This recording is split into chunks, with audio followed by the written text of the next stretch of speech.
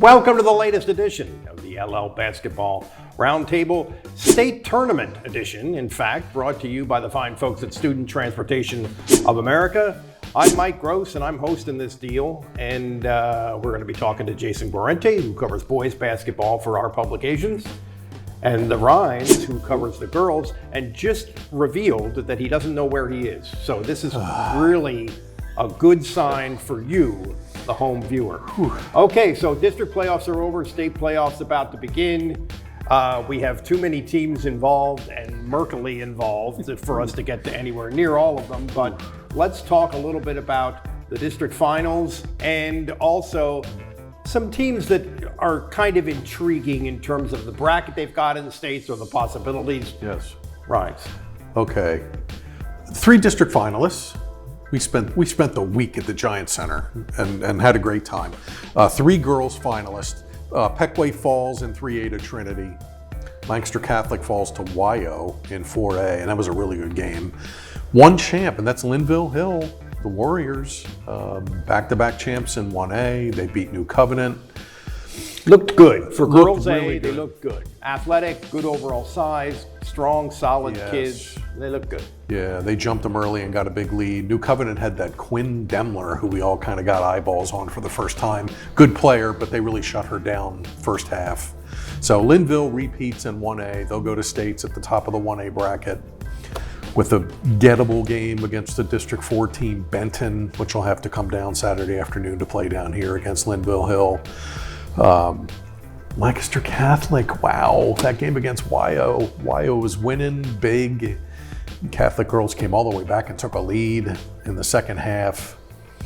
They fall late. They just struggled to score. Yeah, they struggled to score. This game was in the 20s. 26-24. Football game. Yeah, lowest scoring girls championship, District 3 championship history, 26-24, YO. And it was great to see Pequay Valley there. Lowest scoring in terms of both teams combined. Total combined. Yeah, previous record was 51, Cumberland Valley and Palmyra in 2015, I think. Yeah. But anyway, it was nice to see Pequay Valley there. Trinity was tough. They're a good squad, but Pequay got to run on the big floor. So a lot of eyeballs on Linville Hill Christian girls moving forward as a district champ. Yeah. We'll get to the state bracket. But first, let's review the district finals with on the boys' side with Jason. 2 teams from Lancaster County made the finals. Lancaster Mennonite lost to Trinity, down 17 in this first half. Made a big run, actually tied it with about 5 minutes to go, and then ran out of gas. Lost by 12. It was a good game. Actually, it was a pretty good game. Yep. Linville, in a bit of a surprise, lost to York Catholic, a team it had beaten earlier in the season by 10 points. Linville had a possession in the final seconds with a chance to get the go-ahead basket, threw the ball away, and that was the end of that. That ends their reigns. Lancaster Mennonite had won 4 in a row. Linville had won 3 in a row. Both schools were forced to move up a classification, and neither school could continue winning district championships. So Trinity gets its 20th, and York Catholic gets its 13th district title. Wow. Although the first one in a long time for York Catholic. Well, don't win too much, or they might have to go. You might have to go up a class. How many boys in Linville? Worth noting that Jason has a cause here. Yeah, he does. Worth noting that if you combine Lancaster Mennonite and Linville's enrollment, it's still less than York Catholic's, and it's 100 less than Trinity's. Wow. Both teams had about a third of the enrollment of their opponents. Wow, 47 boys at Linville. And they're forced 83 to go. at Mennonite, which is a 1A school that has to play in Class 3A for reasons that no one can fathom. All right. Okay. Now we're in this week between districts and states. Yes. So we've got a lot of teams that are still involved, but let's winnow it down a little bit here to teams that are worth talking about. Absolutely. In terms of their possibilities and their bracket and all that stuff. 6A, let's start with Lebanon, the league champ. Cedars. Tough draw. They get a home game on Friday night, which is cool, but they get Conestoga out of District 1, 6 seed. They have a D1 kid, and they're like 22-5. So that's pretty This happens a lot in states on both sides. District 1 has so many big schools. If there's an upset if there's an upset in their gigantic district tournament, That's They're what the happened. 6th seed. Yeah, and Conestoga's pretty good. And if Lebanon survives and advances there, Perkiomen Valley, the monster, Which might be the best team in the state regardless of class. yeah, they're really good. They're District 1 champ. They have 3 losses. One of them was to Westtown, which is loaded. doesn't count. And the other 2 were out-of-state monster programs. So Perk Valley is top of the bracket, and they're always good. And they seem to have the weapons here to make a run. So tricky little pod for Lebanon. Township's also in. They get the Whippeal champ, Upper St. Clair, out of Pittsburgh. So Township, enjoy that bus ride on the turnpike to Pittsburgh. Manheim Central, they get Crestwood. Crestwood's front back line goes 6'1", 6 foot, 6 foot, 5'11". Good size. Good size, so tricky game there for the Barons. Northern Lebanon's in. They get Central Columbia, which is a district champ. Let's mention Lancaster Catholic. They get Lansdale Catholic, and that's a rematch from 3 years ago. Lansdale beat Lancaster Catholic in the first round, and then Catholic the last 2 years went semifinals and championship. So they're kind of, And they also won the Catholic League. yeah, A couple years ago. years ago, Yeah. Lansdale Catholic. They have a kid, McDonough, who's going to James Madison. Their point guard, Little John, is terrific. So tricky matchup for the Crusaders. They play Saturday afternoon. We will monitor.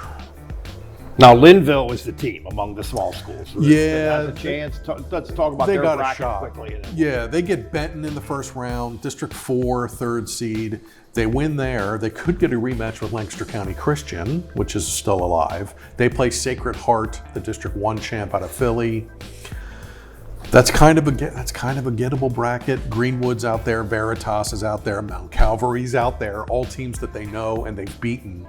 So Linville Yeah, girls. and having seen that Linville girls team play, just the athleticism and the size, the overall size, they have a chance. We don't have any idea what's going to happen, No. of course, but they would seem to have a chance. Yep, their senior leadership, Smucker, Fisher, Rischel, those kids have been through it all. Lost to Greenwood in the state quarters last year in a shoulda coulda game. That should motivate them here. And they're better now. And they're better now. So Linville Hill, they could be dancing for a while.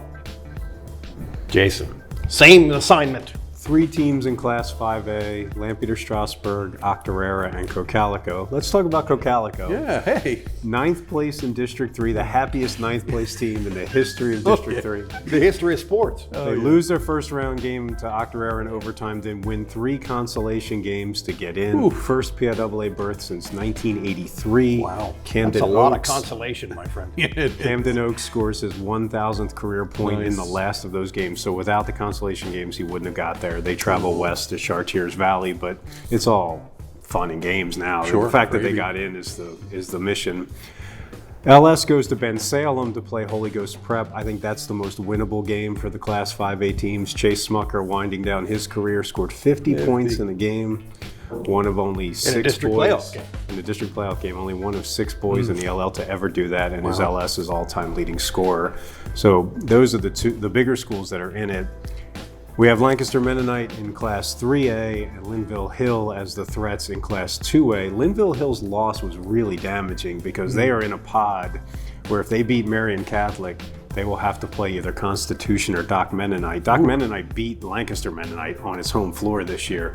Those are 3 of the probably 5 or 6 best teams in the state, and they're all clustered in that spot, which is another reason maybe not to use state advancement in a competition formula, because so much of it's luck of the draw. You can get to the semifinals if things fall your way, and this year things haven't fallen Linville's way, so it has a much tougher road, and it may lose in the second round rather than make the semifinals like it has previously. It is a fair criticism of the PIAA to say that they make no attempt to seed the state bracket based on quality that everybody is aware of, If you're a district champion at District 4, they consider that to be equal footing as the district championship in Philadelphia, which is ridiculous. But anyway. I'm sorry. So that's how Lebanon girls end up in a group with just incredible teams. There's a luck of the draw element to it. So, and speaking of which, La Academia and Lancaster Country Day, which are both in 1A, could win a game or two because they're going to be traveling west and north and playing more rural schools that are maybe not at the same level as the eastern schools. That's right. So, Yeah, it works both ways. Country Day got to the quarterfinals last year because of a similar situation. So that's pretty much the landscape. It'll be interesting to see if Linville Hill can get past that four spot that they're located in. There you go. And then maybe make a run. But and Lancaster Mennonite has a road to the quarterfinals where they might end up meeting the District 1 champion Mass Charter. So that'll be really tough. But that's pretty much it for the LL. I don't anticipate too many teams making a deep run, but we might get a few to win a few games here. Yeah, the other thing about this that always happens is you look at the bracket and you can see it going a certain way, but then somebody gets upset and the whole bracket opens up. That happens every year. And I mean, state 6A boys champion last year, Central York, finished 5th in District 3. And I remember looking at that bracket and saying, that's a pretty good spot that they're in. Yeah, you did. But that's another example of you get upset. I mean, they were probably the best team in District 3. They were. They got upset. They got upset. So all those teams that wind up having to play Central York just got a crummy draw. Yeah. It's just bad luck. And the quirk of the brackets this year, because of Cirque du Soleil coming to the Giant Center, there's a week off between the quarterfinals and the semifinals, and there's another week off between the semifinals and the finals. So talk about dragging this out. The semifinalists are going to play 2 games in 2 whole solid weeks. So I think that's our broad theme here. This tournament might be a circus, but it won't be Circus Olay. Yeah, really. All right, gang, that's it.